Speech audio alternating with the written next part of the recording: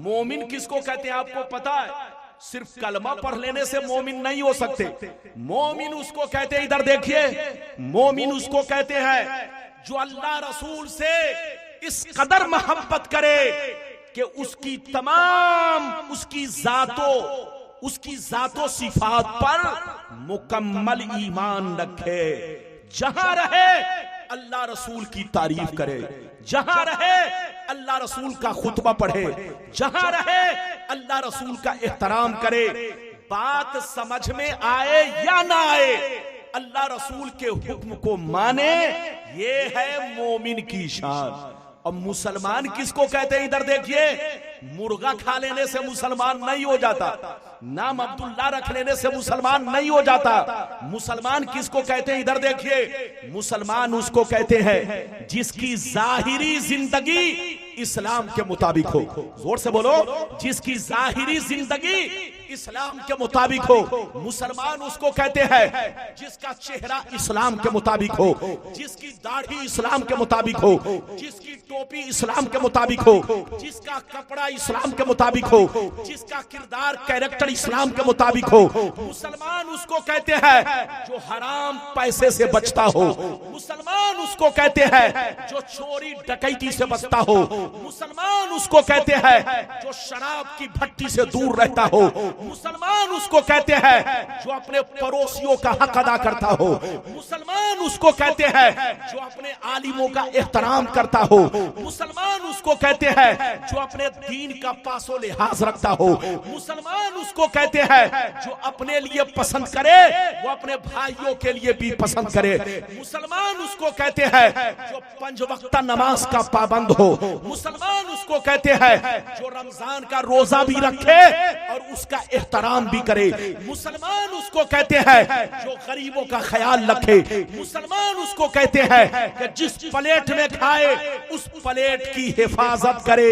मुसलमान उसको कहते हैं कि दूर से देखने वाला देखकर पहचान ले कि नबी का गुलाम जा रहा है, इस्लाम का मानने वाला जा रहा है, गौसे आजम का दीवाना जा रहा है।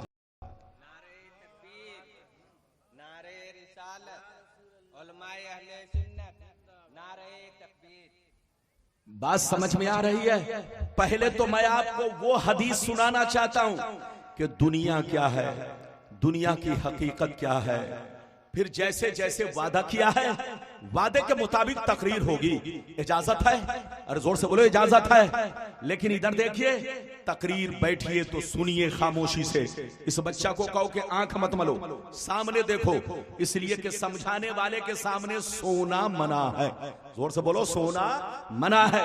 अगर वाकई आप हदीस सुनना चाहते हैं तो माशाअल्लाह सारा मजमा बाबू लोग हाथ उठाकर बोलो सुभान अल्लाह, और जोर से बोल दो सुभान अल्लाह, और जोर से बोलो सुभान अल्लाह। माशाअल्लाह, गौर से सुनो।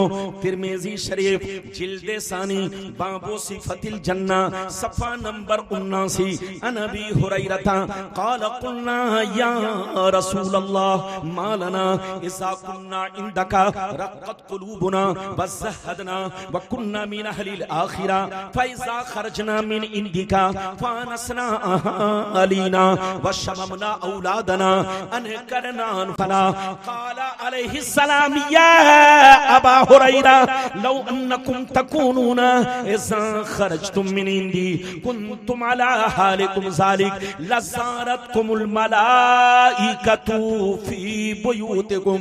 हज़रत अबू हुरैरा रज़ियल्लाहु तआला अन्हु फरमाते हैं, एक दफा मैंने सरकार से अर्ज किया, या रसूल अल्लाह, हमें क्या हो गया है, जब तक हम आपकी बारगाह में रहते हैं खूब नमाज पे नमाज पढ़ते हैं, अल्लाह का खौफ रखते हैं, आखिरत का डर रखते हैं, झूठ से बचते हैं, गीबत से बचते हैं, बुग़्ज़ व हसद से बचते हैं, तमाम बुराइयों से बचते हैं।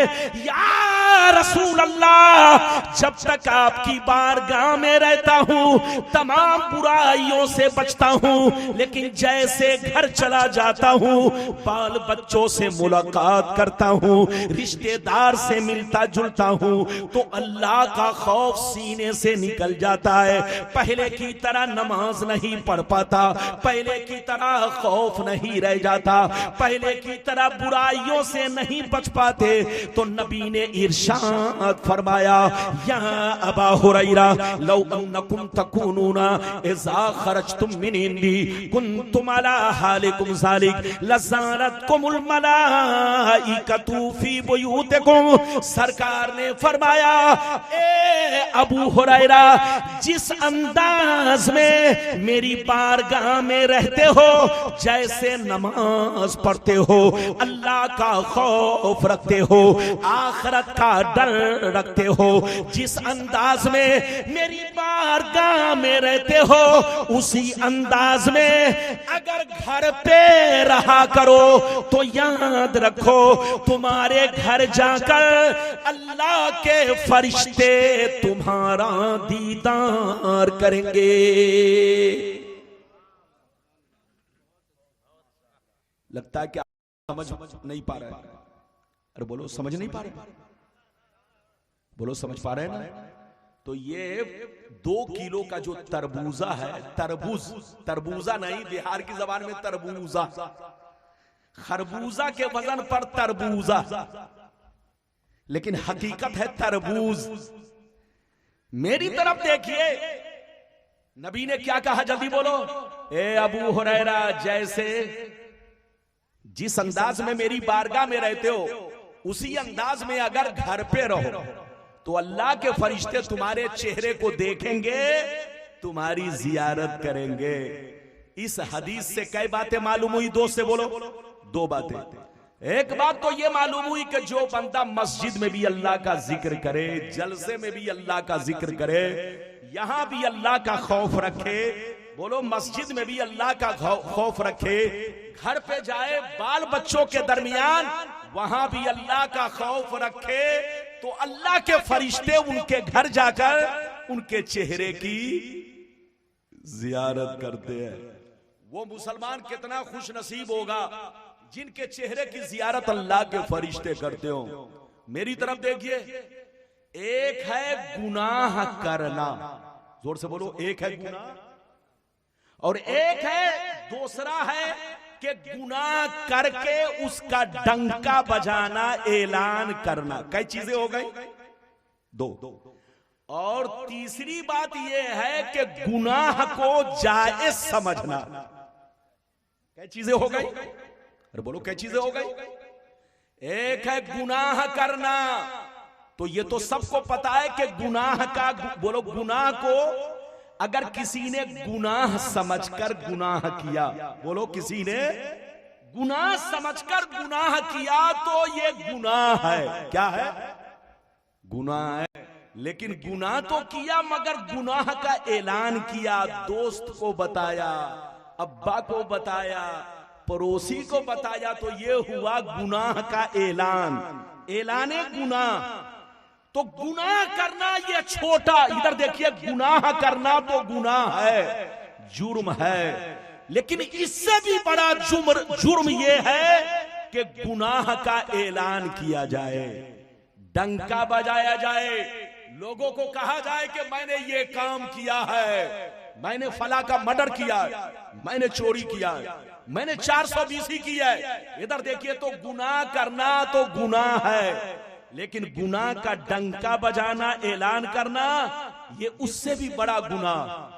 और गुनाह अगर ऐसा गुनाह है जिसको अल्लाह ने हराम कहा है, जैसे चोरी करना हराम, शराब पीना हराम, रिश्वत खाना हराम, बोलो, चोरी करना हराम, शराब पीना हराम, जिना करना हराम, डकैती करना हराम। अल्लाह ने जिस गुनाह को हराम कहा है, अगर किसी ने उसको जायज समझकर किया तो वो काफिर हो गया। क्या हो गया?